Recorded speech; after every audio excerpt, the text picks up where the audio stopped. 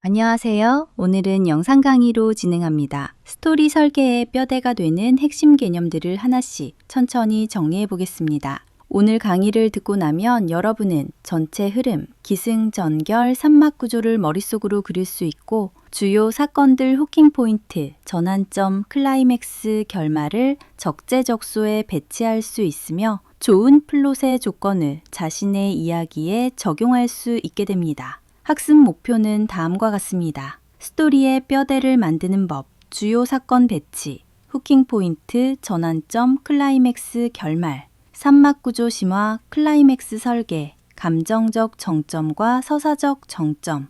그럼 하나씩 짚어가 보도록 하겠습니다.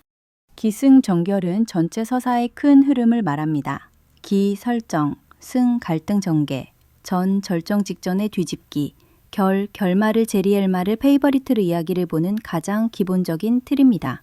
여기서 핵심은 기에서 세계관, 인물, 목표를 선명히 하고 승에서 장애를 점층적으로 키우며 전에서 방향을 바꾸는 사건, 반전, 폭로, 결정을 얻기를 터뜨린 뒤 결에서 갈등을 마무리하는 것입니다. 몇 가지 예시를 들려드리겠습니다. 영화 기생충에서는 기, 가난한 가족 소개, 과외 제안, 승, 부잣집 침투 성공, 전, 지하실 비밀, 결, 생일 파티 참사 이후의 여운 이렇게 진행이 되었고요. 웹툰을 영화화한 스위트홈은 기, 아파트 주인공 괴물화 세계 소개, 승, 생존 내분 강한적 등장, 전, 힘과 인간성의 경계 흔들림 결, 희생 탈출 여운 이렇게 진행이 됩니다. 지금 여러분의 아이디어를 한 줄로 적어본다면 기에서 보여줄 주인공의 목표는 무엇인가요?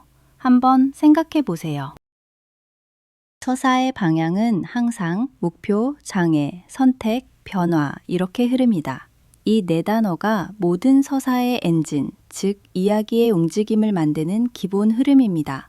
1단계, 목표, 골. 모든 이야기는 누군가의 원하는 것에서 시작됩니다. 주인공은 항상 어떤 목표를 갖고 행동합니다. 예를 들어 연입 편지의 소리는 처음엔 단지 새 학교에서 잘 지내고 싶다는 평범한 목표를 가지고 있습니다. 하지만 편지를 발견한 뒤엔 편지의 주인공이 누구인지 알고 싶다는 새로운 목표가 생깁니다. 즉 목표는 이야기의 출발점, 주인공이 움직이게 하는 연료라는 것입니다. 2단계, 장애. 그런데 이야기가 흥미로워지려면 그 목표를 쉽게 이룰 수 없어야 합니다. 그래서 등장하는 게 바로 장애입니다. 소리는 과거 괴롭힘을 당한 상처 때문에 사람을 믿기 어려운 내적 장애를 갖고 있고 새 학교에서는 낯선 친구들, 불안한 관계 같은 외적 장애도 마주합니다. 이 장애가 없다면 이야기는 평면적이겠죠. 갈등과 긴장이 생기면서 우리는 주인공의 진짜 욕망과 한계를 볼 수 있게 됩니다. 3단계, 선택. 이야기의 중심은 선택의 순간에 있습니다. 주인공이 갈등 앞에서 무엇을 선택하느냐, 그게 바로 이야기의 방향을 바꾸는 힘인 것입니다. 소리는 호기심을 가졌고 그래, 찾아가 보자 라는 선택을 합니다. 그리고 그 선택이 이야기를 외로움의 이야기에서 연결의 이야기로 바꿔놓는 것입니다. 좋은 이야기는 언제나 주인공이 스스로 결정하고 행동합니다. 그 순간 관객은 이 인물은 진짜 살아있다고 느끼겠죠. 4단계, 변화. 마지막으로 주인공은 그 선택의 결과로 변화합니다. 이건 단순히 상황이 바뀌는 게 아니라 사람이 바뀌는 것입니다. 소리는 결국 상처받은 아이에서 누군가를 위로할 수 있는 사람으로 성장합니다. 편지의 마지막 장면, 호연과 다시 만나는 장면은 그 변화의 증거입니다. 처음에 소리였다면 두려워서 그곳에 가지 않았을 겁니다. 이렇게 4단계를 따라가면 어떤 장르든 살아있는 이야기를 만들 수 있습니다.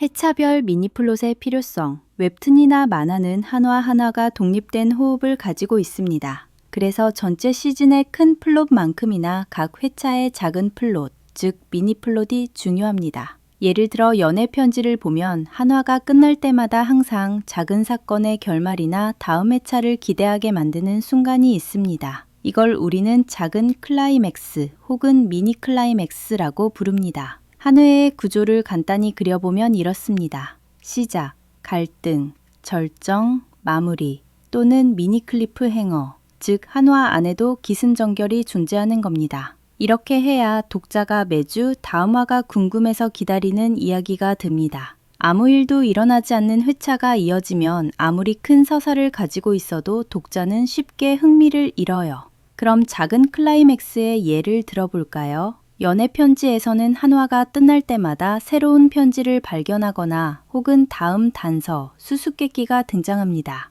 이게 바로 한 회의 미니 클라이맥스입니다. 정리하자면 한 회는 하나의 짧은 영화처럼 시작과 절정 그리고 여운이 있어야 한다. 이 원칙을 기억하면 여러분의 웹툰이 매주 살아 움직이는 리듬을 가지게 됩니다. 한 문장으로 정리하자면 큰 이야기를 쌓으려면 먼저 한화 안에서도 작은 완결을 만들어라 입니다. 이번에는 주요 사건 배치 원리를 알려드리겠습니다. 후킹 포인트, 시작 3분에서 5분 안에 독자의 시선을 붙드는 사건, 정의, 독자가 이건 무슨 이야기지 하고 집중하게 만드는 첫 사건, 첫 장면, 역할, 인물의 욕망을 드러내거나 평온한 일상을 깨는 사건이어야 합니다. 여러분 이야기의 후킹 포인트를 한 문장으로 써보세요. 예를 들어 전학 첫날 주인공은 자신의 책상 서랍에서 익명의 편지를 발견한다 처럼요. 전환점은 이야기가 새로운 국면으로 바뀌는 지점을 말합니다. 정의, 플롯이 방향을 꺾는 사건, 보통 1막, 2막, 2막 중반, 미드포인트, 2막, 3막에 존재합니다. 관객의 예상을 깨고 긴장과 흥미를 재점화합니다. 주인공이 돌이킬 수 없는 선택을 하게 만들면 힘이 커지는 효과를 가져옵니다. 여러분 이야기의 전환점은 어디에 있나요? 이 사건 이후로는 되돌릴 수 없다고 말할 수 있는 장면 같은 거요. 클라이맥스는 감정과 갈등의 최고조의 순간으로 갈등의 승부가 결정되는 정점, 관객이 가장 크게 숨을 멈추는 순간입니다. 설계 팁은 모든 갈등을 결집시키는 것입니다. 이때 초반에 던진 떡밥, 복선을 이 장면에서 회수해야 합니다. 주인공이 배운 것, 변화한 것을 행동으로 증명하게 하세요. 이때 수동적 해결은 금지사항입니다. 감정 곡선을 최고치까지 끌어올리되 개연성은 반드시 확보하세요. 클라이맥스에서 주인공이 스스로 선택하고 그 선택이 어떤 대가를 부른다를 한 문장으로 적어보세요. 결말은 주제 완성과 여운을 남기는 부분으로 클라이맥스 이후 후일담 정리 여운의 구간입니다. 주제와 캐릭터 아크를 짧고 선명하게 마무리. 모든 걸 다 설명하기보다 여운 해석의 여지를 남기는 것이 핵심입니다. 여러분의 결말은 주제를 무엇으로 말하고 있나요? 한 문장으로 요약해 보세요.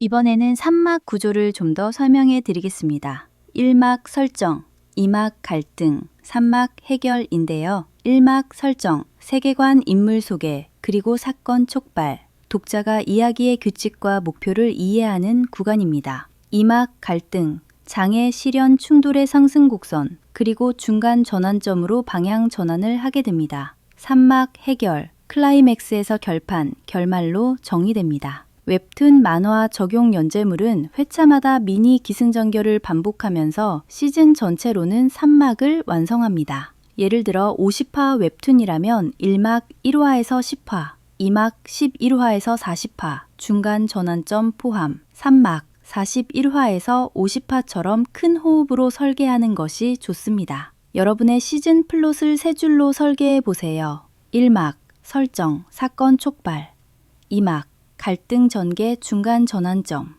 3막 클라이맥스 결말. 이렇게 말이죠.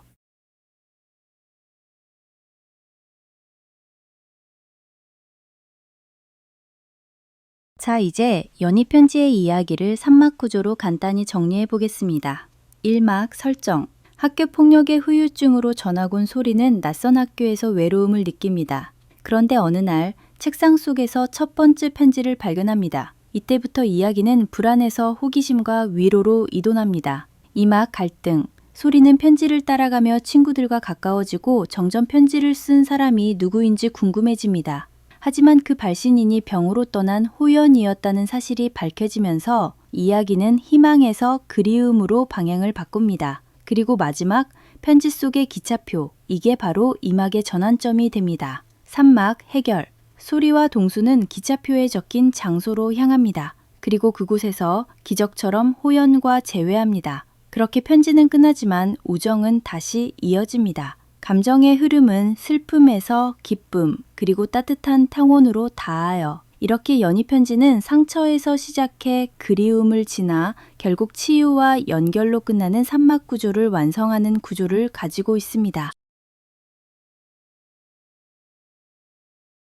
클라이맥스는 작품의 심장입니다. 이야기의 모든 갈등이 하나로 모여 폭발하는 순간이죠. 기생충에서는 생일 파티 장면이, 스위트홈에서는 현수가 괴물로 변하며 동료를 구하는 장면이 그것입니다. 이야기의 주제를 가장 압축적으로 보여줄 수 있는 곳이 바로 클라이맥스입니다. 연애편지에서 보여주는 클라이맥스 설계법을 알려드리겠습니다. 연애편지의 클라이맥스는 폭발이 아니라 포옹입니다. 사건보다는 감정이 폭발하는 순간이죠. 모든 갈등의 결집점, 그동안 쌓인 모든 감정, 외로움, 그리움, 우정, 상처, 이 한 장면, 기차역 재회 장면에 모두 모입니다. 편지와 약속, 기억이 하나로 이어지며 혼자가 아니야 라는 주제가 완성됩니다. 주인공의 선택과 변화, 소리는 상처를 피해 숨던 아이에서 다시 누군가를 향해 걸어가는 사람으로 바뀝니다. 기차역으로 향한 그 걸음이 바로 성장과 회복의 선택입니다. 감정적 대서사적 클라이맥스. 감정적으로는 눈물과 용서의 포옹, 서사적으로는 편지의 여정이 완성되는 순간. 이별이 치유로, 상실이 다시 연결로 바뀌는 장면입니다. 한마디로 정리하자면 연애 편지의 클라이맥스는 이별이 끝나고 우정이 다시 시작되는 순간이다 일 것입니다.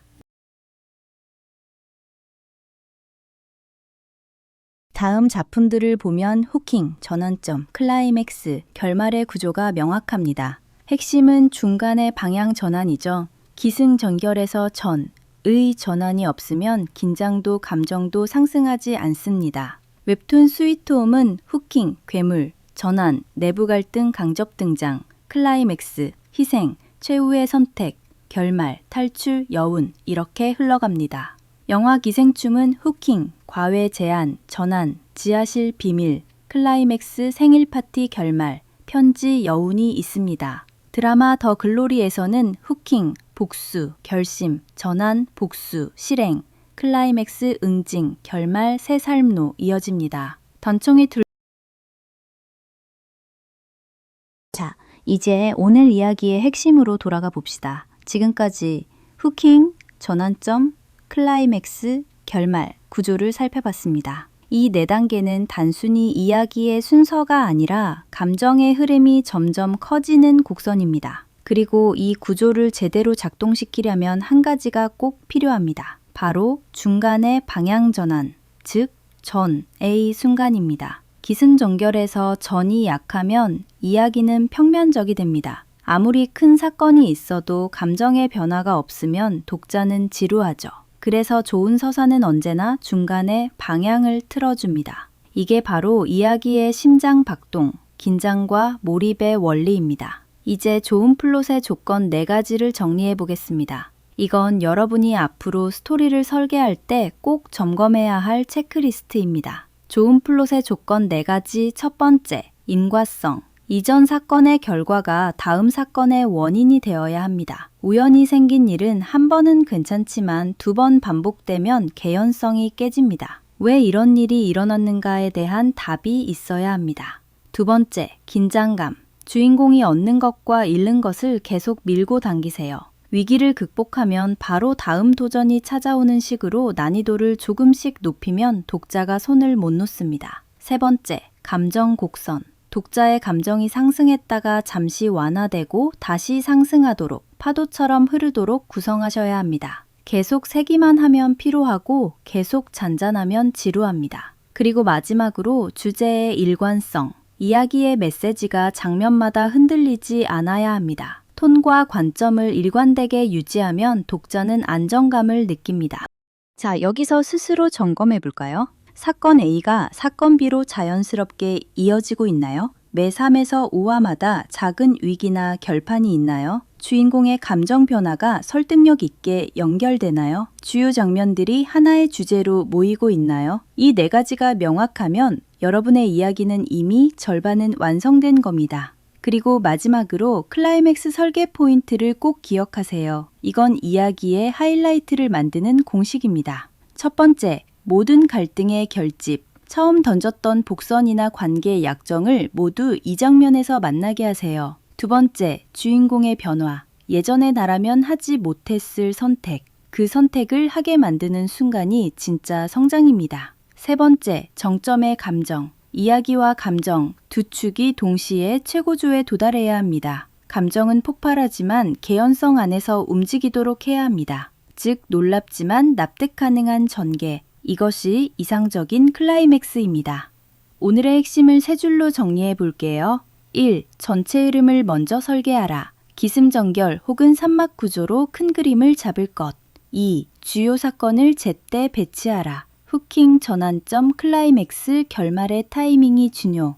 3. 좋은 플롯의 조건을 초반부터 관리하라. 인과성, 긴장감, 감정 곡선, 주제 일관성.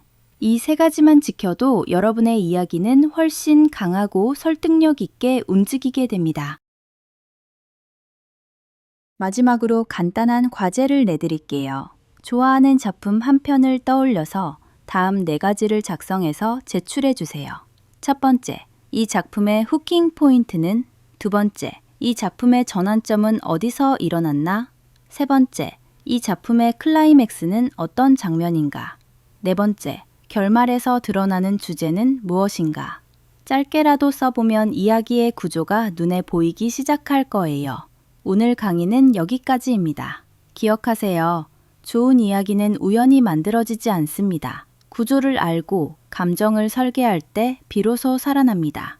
여러분의 다음 작품이 탄탄한 플롯 위에서 진짜 감정으로 움직이길 바랍니다. 감사합니다.